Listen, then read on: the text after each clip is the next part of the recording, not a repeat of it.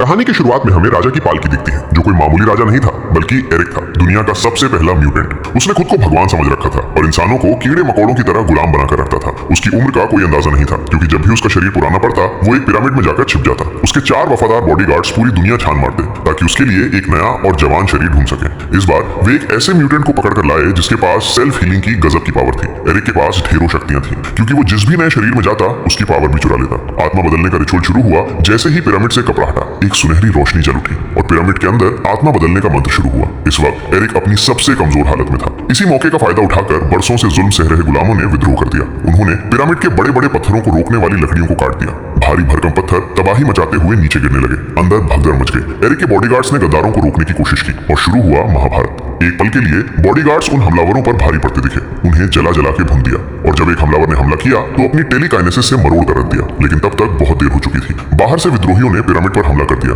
जिससे पिरामिड ढहने लगा। एरिक को बचाने के लिए उसके चारों बॉडीगार्ड्स ने अपनी पूरी जान लगा दी और मलबे के नीचे दब गए, जिससे एरिक एक गहरी और लंबी नींद में सो गया और उसके बॉडीगार्ड्स भी। समय बीता, राजा महाराजाओं का दौर खत्म हुआ और अब दुनिया बदल चुकी थी।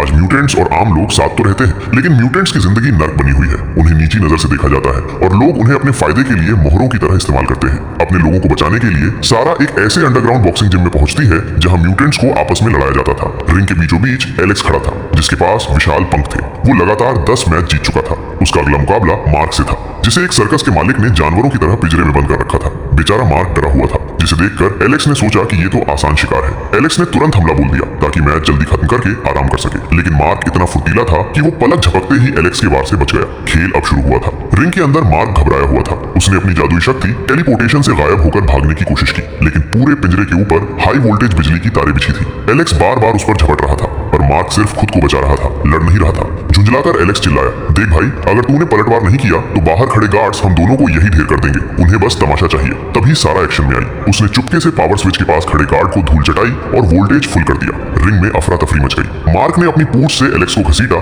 जिससे एलेक्स सीधे उन बिजली की तारों से जा टकराया। जोरदार धमाका हुआ और एलेक्स के खूबसूरत पंख जलकर राख हो गए। मार्क ने माफी मांगनी चाहिए, पर एलेक्स गुस्से से पागल हो चुका था। इससे पहले कि वो हमला करता, शॉर्ट सर्किट हुआ और तारें टूट गई और एलेक्स ऐसे मौके को जाने नहीं दिया और अपने प्यारे पंखों को हिलाते हुए वहां से भाग निकला।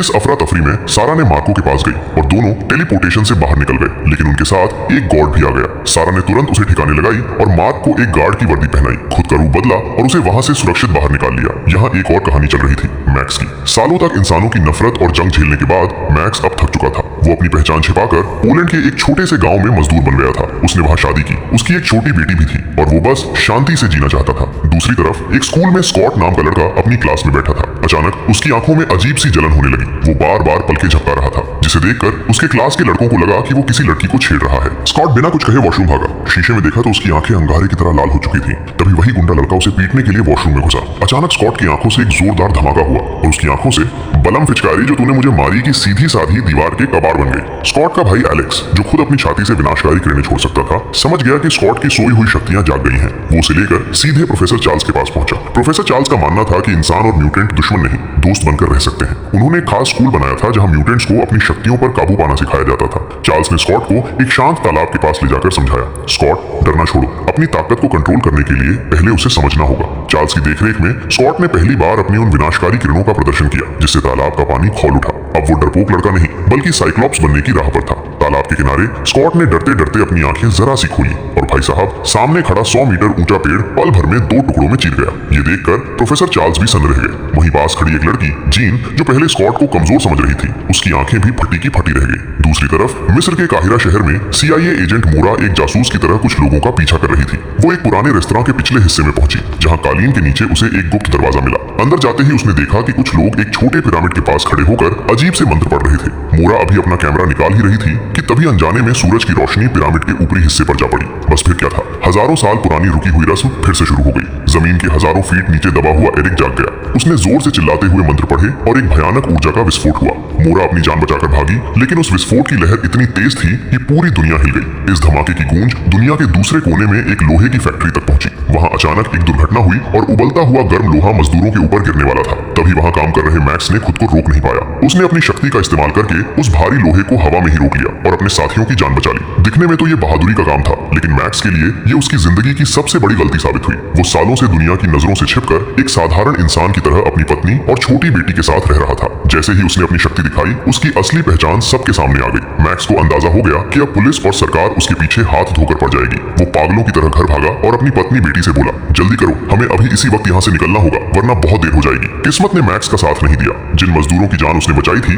उन्हीं ने चंद पैसों के इनाम के लालच में पुलिस को खबर कर दी। पुलिस ने मैक्स को घेर लिया और उसकी मासूम बेटी नीना को ढाल बना लिया। मैक्स ने हाथ जोड़कर पुलिस को समझाने की कोशिश की, मैंने यहाँ कोई गुनाह नहीं किया, मैं तो बस एक शरीफ मजदूर की तरह जी रहा था। लेकिन पुलिस वालों के दिल में म्यूटेंट्स के वो सिर्फ नफरत थी। मजबूर होकर मैक्स ने सरेंडर कर दिया ताकि उसकी बेटी बच सके। लेकिन जैसे ही पुलिस मैक्स को ले जाने लगी, छोटी नीना डर गई। उसने अनजाने में अपनी म्यूटेंट पावर का इस्तेमाल किया और पक्षियों के एक झुंड को पुलिस पर हमला करने के लिए बुला लिया। पुलिस वाले बुरी तरह घबरा गए और डर के मारे उन्होंने तीर चला दिया। वो तीर सीधे नीना और उसकी माँ को जा लगा। पल भर में मैक्स का पूरा परिवार खत्म हो गया। मैक्स अपनी पत्नी और बेटी की लाश को पकड़कर सुन्न रह गया। उसका शांति से जीने का सपना टूट चुका था। उसने गुस्से में नीना का ही एक लॉकेट उठाया और अपनी शक्ति से उसे एक घातक हथियार बनाकर उन सभी पुलिस वालों को खत्म कर दिया। उस दिन मैक्स के मन में ये बात पत्थर की लकीर बन गई, म्यूटेंट्स और इंसान कभी साथ नहीं रह सकते। उधर म्यूटेंट स्कूल में जीन नाम की लड़की को बहुत डरावने सपने आने लगे। उसके अंदर एक ऐसी शक्ति थी जो पूरी दुनिया को तबाह कर सकती थी। जैसे ही प्राचीन दुश्मन एरिक जागा, जीन की रातों की नींद उड़ गई। उसे लगा जैसे कोई काली ताकत दुनिया को निगलने आ रही है। प्रोफेसर चार्ल्स ने जब जीन की हालत देखी तो वे समझ गए कि कुछ बहुत बुरा होने वाला है। उन्होंने अपने साथी हैंक के साथ मिलकर सुपर कंप्यूटर से उस ऊर्जा का पता लगाने की कोशिश की। वहां उन्हें कुछ खास तो नहीं मिला,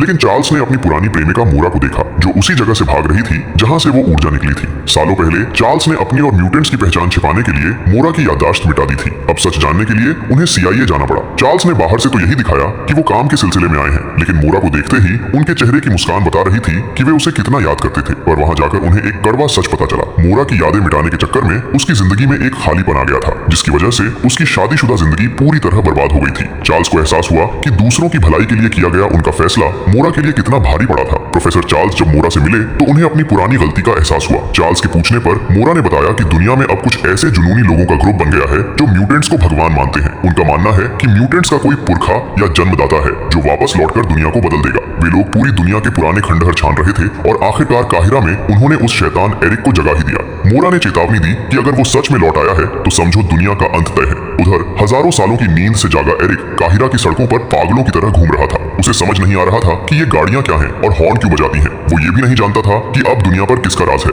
घूमते घूमते उसकी नजर स्टॉर्म नाम की एक लड़की पर पड़ी।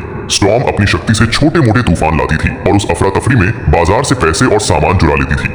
एक दुकानदार ने उसे रंगे हाथों पकड़ लिया और अपने गुंडों के साथ उसे एक गली में घेर कर पीटने ही वाला था। तभी बीच में एरिक आ गया। उसने दुकानदार को पीछे हटने को कहा, लेकिन दुकानदार ने उसे भी मामूली चोर समझकर हमला करना चाहा। फिर जो हुआ वो रोंगटे खड़े कर देने वाला था। एरिक ने पलक झपकते ही बिना हाथ लगाए उन सबको ढेर कर दिया। उसकी ताकत पहले से कहीं ज्यादा खतरनाक हो चुकी थी। स्टॉर्म उसे अपना मसीहा मानकर अपने घर ले आई। शुरुआत में दोनों को एक दूसरे की बात समझ नहीं आ रही थी, क्योंकि एरिक पुरानी मिस्री भाषा बोल रहा था और स्टॉर्म आज की अरबी। स्टॉर्म ने उसे अपनी दीवार पर बनी कुछ मूर्तियां दिखाई, पर एरिक को उनमें कोई दिलचस्पी नहीं थी। उसकी नजर कमरे में रखे टेलीविजन पर पड़ी। उसने टीवी पर हाथ रखा और अपनी जादुई शक्ति से हजारों सालों का इतिहास, जंग, तकनीक और आज की दुनिया की पूरी जानकारी सिर्फ कुछ मिनटों में अपने दिमाग में डाउनलोड कर ली। अब वो समझ चुका था कि ये नई दुनिया कैसी है और उसे इसे कैसे तबाह करना है। टीवी के जरिए दुनिया का हाल जानने के बाद एरिक बहुत गुस्से में था। उसने देखा कि इंसान परमाणु बम बनाकर खुद को ताकतवर समझ रहे हैं। एरिक की नजरों में ये सब कमजोरी की निशानी थी। उसने फैसला कर लिया कि वो इस पूरी पुरानी दुनिया को मिटा देगा और एक ऐसी नई दुनिया बसाएगा जहां सिर्फ ताकतवर म्यूटेंट्स का राज होगा।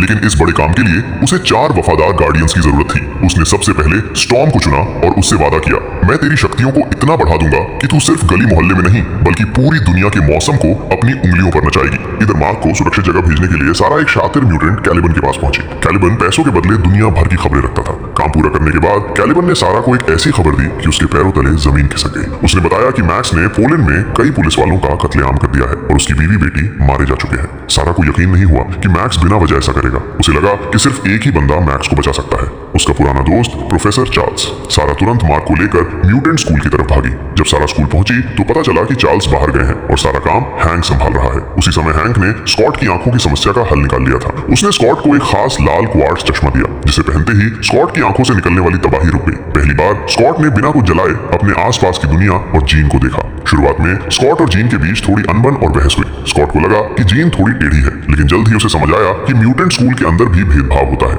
जिन म्यूटेंट्स की शक्तियां बहुत ज्यादा ज्यादा और बेकाबू होती हैं, जैसे जीन और स्कॉट, स्कूल के बाकी बच्चे उनसे डरते हैं और उन्हें अलग थलग कर देते हैं। एक जैसा दुख होने की वजह से स्कॉट, जीन और नया नया आया मार्क दोस्त बन गए। माहौल को थोड़ा हल्का करने के लिए तीनों ने प्लान बनाया कि चलो साथ मिलकर बाहर कोई फिल्म देखने चलते हैं। सारा के जाने के तुरंत बाद कैलिबन के ठिकाने पर एक बिन बुलाया मेहमान आ पहुंचा। वो और कोई नहीं, एरिक था। उसने कड़क आवाज में कहा कि उसे दुनिया के सबसे ताकतवर म्यूटेंट्स की खबर चाहिए। कैलिबन तो ठहरा बिजनेसमैन, उसने टशन में पूछा, भाई जेब में कितने पैसे हैं? यहाँ रोकड़ा चलता है, बिना माल के कोई जानकारी नहीं मिलेगी। लेकिन एरिक खाली हाथ आया था। जब कैलिबन ने उसे भगाने के लिए पिस्तौल निकाली तो एरिक ने बस एक ठंडी नजर डाली और वह पिस्तौल पल भर में मिट्टी की तरह झड़कर धूल बन गई। कैलिबन ने अपनी बॉडीगार्ड साइलॉक को इशारा किया, लेकिन एरिक की बातों में कुछ ऐसा जादू था कि साइलॉक ने हमला करने के बजाय उसका साथ देने का फैसला कर लिया। इस तरह साइलॉक बन गई एरिक की तीसरी रक्षक। अरे दूसरा रक्षक कौन है फिर? साइलॉक एरिक को एलेक्स के पास ले गई। बेचारा एलेक्स उस पिंजरे की लड़ाई में अपने पंख जलवा चुका था और एक कोने में हार मानकर पड़ा था। साइलॉक किसी और को ढूंढना चाहती थी, लेकिन एरिक को एलेक्स पसंद आ गया।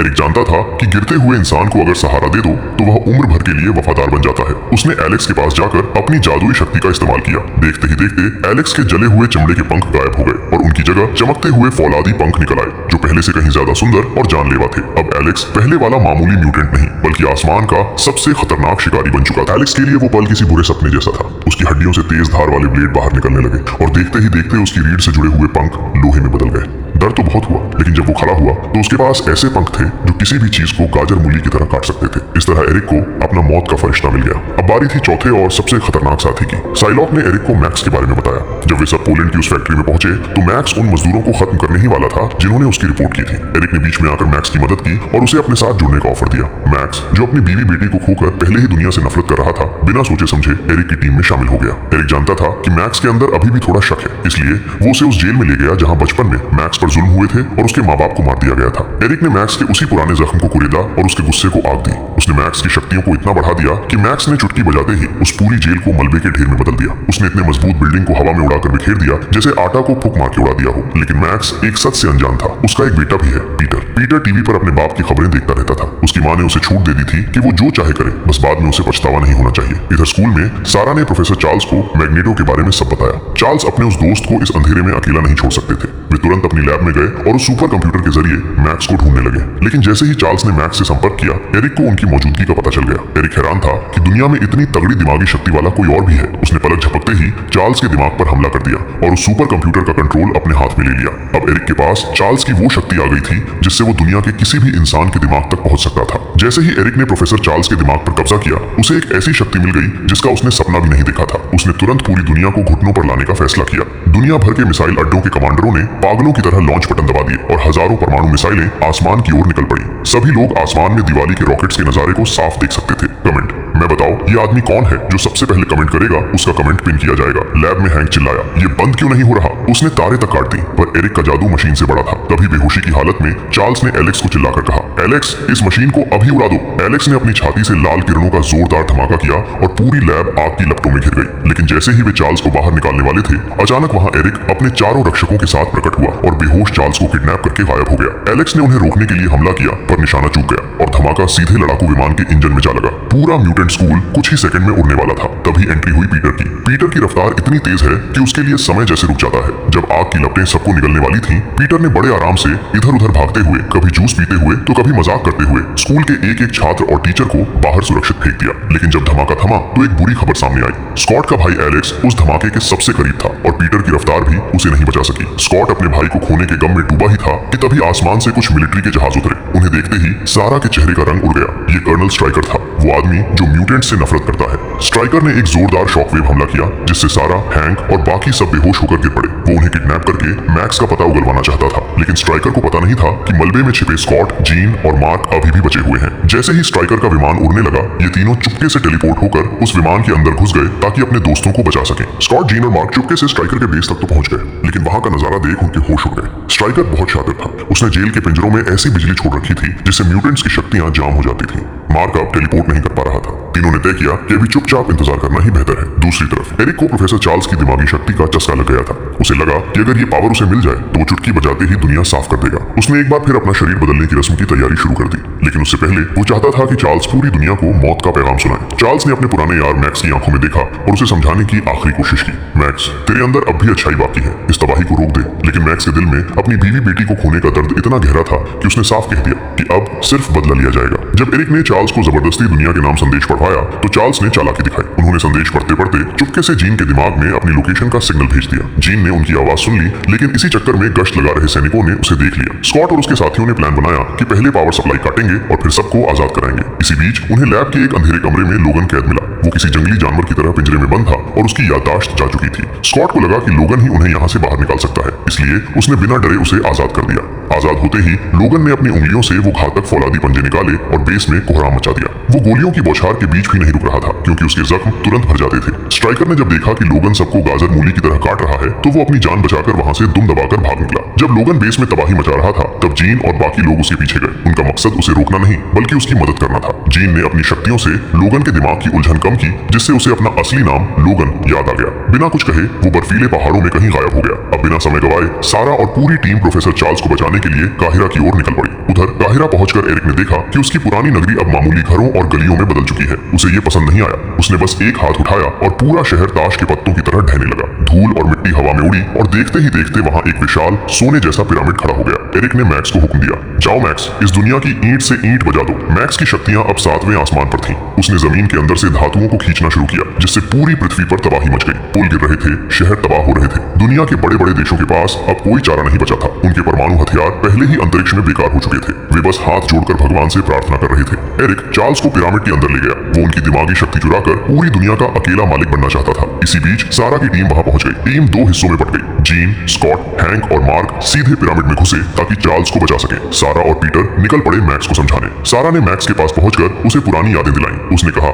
मैक्स, तू अकेला नहीं है, तेरे पास अभी भी हम जैसे दोस्त हैं। सारा ने पीटर को इशारा किया कि वो बता दे कि वो मैक्स का बेटा है, लेकिन पीटर ने चुप्पी साधे रखी। उसे लगा कि तबाही के इस माहौल में बाप बेटे का मिलन सही नहीं होगा। जैसे ही स्कॉट और उसकी टीम पिरामिड के करीब पहुंची, आसमान से फौलादी पंखों वाला एलेक्स उन पर टूट पड़ा। वो उस पुरानी हार का बदला लेने के लिए तड़प रहा था। मार्क ने फुर्ती दिखाई और पिरामिड के अंदर टेलीपोर्ट हो गया, लेकिन एलेक्स भी साए की तरह उसके पीछे हो लिया। बाहर स्टॉर्म और साइलॉक ने रास्ता रोक रखा था। स्टॉर्म ने अपनी शक्ति से एक कार उछाली, पर हैंक और स्कॉट बाल बाल बचे। साइलॉक बहुत शातिर थी। उसने अपनी टीम को अलग अलग लड़ने का इशारा किया। स्कॉट नया खिलाड़ी था तो वो बिजली गिरते देख घबरा गया और जवाबी हमला करने के बजाय छिपने लगा। वहीं हैंक और साइलॉक के बीच जबरदस्त हाथापाई शुरू हो गई। पिरामिड के अंदर जीन थोड़ी घबराई हुई थी, क्योंकि उसने पहले कभी ऐसी बड़ी जंग नहीं लड़ी थी। लेकिन तभी पासा पलटा। हैंक ने एक जोरदार बैकफ्लिप मारी और साइलॉक को दूर पटक दिया। उधर मार्क ने दिमाग चलाया और हवा में टेलीपोर्ट होते होते एलेक्स को लोहे के मलबे के बीच ऐसे फंसाया कि वो हिल भी न सके। एरिक अपनी जीत का जश्न मनाने ही वाला था कि अचानक आसमान से लोहे के 2 भारी बीम गिरे और उसका रास्ता रोक दिया। एरिक की आंखें फटी की फटी रह गई। जिसे उसने अपना सबसे वफादार सिपाही बनाया था, उसी मैक्स ने उसे धोखा दे दिया था। मैक्स ने हवा में हाथ लहराया और लोहे के हजारों टुकड़ों की बारिश एरिक पर कर दी। असल में एरिक ने खुद ही मैक्स की शक्तियों को इतना बढ़ा दिया था कि वो अब किसी के काबू में नहीं था।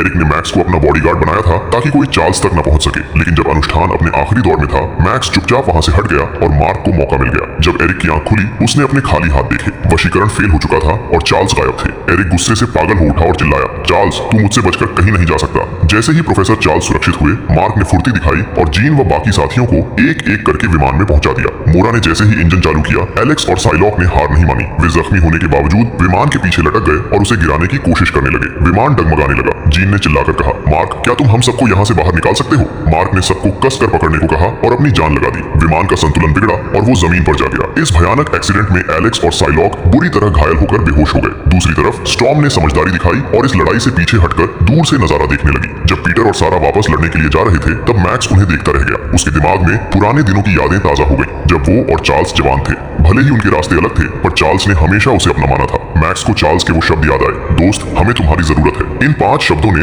मैक्स के पत्थर जैसे दिल को पिघला दिया। उसकी आंखों से आंसू निकल पड़े और उसने फैसला किया कि वो अब विनाश नहीं बल्कि अपने दोस्त का साथ देगा। उधर एरिक जब उठा तो उसका गुस्सा 7वें आसमान पर था। उसके रक्षक या तो हार चुके थे या पाला बदल चुके थे। वो पागलों की तरह चार्ल्स को ढूंढने लगा। तभी अचानक पीटर बिजली की रफ्तार से वहां आया और एरिक पर मुक्कों की बारिश कर दी। ढिशुम ढिशुम। पीटर को लगा कि वो अपनी रफ्तार से बच निकलेगा, लेकिन एरिक बहुत शातिर था। उसने अपनी जादुई शक्ति से जमीन को ही फंसा लिया और पीटर का पैर जकड़ दिया। एरिक ने एक बेरहम हमला किया और बेचारे पीटर को बुरी तरह जख्मी कर दिया। अब पीटर हिल भी नहीं पा रहा था। एरिक ने गुस्से में आकर अपनी रक्षक साइलॉक को हुक्म दिया कि वो पीटर को खत्म कर दे। साइलॉक ने तलवार चलाई पर पासा पलट गया। उसने पीटर के बजाय सीधे एरिक की गर्दन पर वार किया। असल में वो साइलॉक नहीं बल्कि रूप बदलकर आई सारा थी। लेकिन अफसोस, एरिक को खरोंच तक नहीं आई। उसने पुनर्जन्म की रस्म से लोगन जैसी हीलिंग पावर हासिल कर ली थी, जिससे उसके घाव तुरंत भर गए। उसने सारा की गर्दन दबोच ली और प्रोफेसर चार्ल्स को बाहर आने के लिए ललकारा। चार्ल्स हार मानने ही वाले थे, तभी उनके दिमाग में एक आइडिया आया, क्यों ना एरिक के दिमाग के अंदर घुसकर उसे वहीं खत्म किया जाए। चार्ल्स ने एरिक की चेतना में एंट्री की, जिससे सारा और पीटर की जान तो बच गई, लेकिन एरिक का दिमाग किसी भूल भुलैया जैसा था। चार्ल्स वहां फंस गए और एरिक उन पर भारी पड़ने लगा। एरिक अब असली दुनिया में चार्ल्स के ठिकाने की तरफ बढ़ रहा था। तभी आसमान से लोहे के 2 विशाल खंभे गिरे और उसका रास्ता रोक लिया। मैक्स वापस आ चुका था। उसने आसपास की पूरी धातु को एरिक की तरफ मोड़ दिया। हैंक और स्कॉट भी अपनी पूरी जान लगाकर एरिक पर टूट पड़े। एक तरफ से मैग्नेटो का लोहा, दूसरी तरफ से स्कॉट की विनाशकारी लेजर किरणें और तीसरी तरफ से हैंक का वार। लेकिन एरिक इतना ताकतवर था कि वो इन सब को अकेले ही धूल चटा रहा था। दिमागी दुनिया में चार्ल्स लहूलुहान हो चुके थे। उन्हें समझ आ गया कि एरिक को हराना उनके बस की बात नहीं है। उन्होंने अपनी आखिरी उम्मीद जीन पर टिका दी। चार्ल्स ने जीन को पुकारा, जीन अपनी शक्ति को मत रोको, उसे आजाद करो। लेकिन जीन डरी हुई थी। उसके अंदर फीनिक्स फोर्स नाम की एक ऐसी रूहानी ताकत थी जो ब्रह्मांड को बना भी सकती थी और मिटा भी। जीन हमेशा से अपनी इस भयानक पावर से डरती रही थी और उसे समझ नहीं आ रहा था कि वो इसे कैसे कंट्रोल करे। अपने दोस्तों को लहूलुहान और हारता देख जीन का सब्र टूट गया।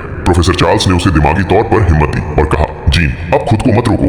तभी जीन के अंदर से एक ऐसी रूहानी ताकत निकली जिसे देखकर एरिक के भी पसीने छूट गए। ये फीनिक्स फोर्स थी। जीन के पीछे आग के विशाल पंख बन गए और उसकी शक्ति के सामने एरिक की सारी जादूगरी फेल हो गई। जीन ने अपनी आंखों से ऐसी विनाशकारी ऊर्जा छोड़ी कि एरिक का शरीर धीरे धीरे राख में बदलने लगा। स्टॉर्म ने मौके की नजाकत को समझा और पीछे हटकर अपनी जान बचाई, जबकि साइलॉक घबराकर वहां से भाग निकली। आखिरकार दुनिया का सबसे पहला म्यूटेंट एरिक मिट्टी में मिल गया। जंग खत्म होने के बाद जब चार्ल्स की आंखें खुली तो उन्होंने अपने पास मोरा को देखा। चार्ल्स को अपनी गलती का एहसास हुआ और उन्होंने मोरा की सारी यादें वापस लौटा दी। 20 साल पुराना प्यार एक पल में मोरा की आंखों के सामने आ गया। अपने बिछड़े हुए प्रेमी को पहचानते ही मोरा की आंखों से आंसू छलक पड़े। उसे वो मिल गया था जिसकी कमी उसे बरसों से खल रही थी। सब कुछ शांत होने के बाद मैक्स और जीन ने मिलकर म्यूटेंट स्कूल को फिर से बनाया। इस जंग ने प्रोफेसर चार्ल्स को बदल दिया था। अब वे सिर्फ एक मासूम सपने देखने वाले इंसान नहीं बल्कि एक मंझे हुए लीडर बन चुके थे। उन्होंने समझ लिया था कि शांति के साथ साथ सुरक्षा भी जरूरी है। इसी सोच के साथ उन्होंने एक्समेन टीम तैयार की। मैक्स वहां रुकना तो चाहता था, लेकिन वो अपनी आजादी और अपनी राह की तलाश में फिर से निकल पड़ा। जाते समय उसकी आंखों में उदासी थी, पर अपने दोस्त के लिए एक भरोसा भी था। पूरी दुनिया को लगा कि अब सब ठीक है, लेकिन अंधेरे में एक नया खेल शुरू हो चुका था। एथिस नाम के एक गुप्त ग्रुप ने स्ट्राइकर के उसी बेस में घुसपैठ की और वहां से लोगन के खून का एक सैंपल चुरा लिया। इंसानों और म्यूटेंट्स की ये जंग शायद कभी खत्म ना हो, लेकिन जब तक चार्ल्स और उनके एक्समेन जैसे लोग एक दूसरे की मदद के लिए खड़े हैं, तब तक उम्मीद की किरण हमेशा बनी रहेगी।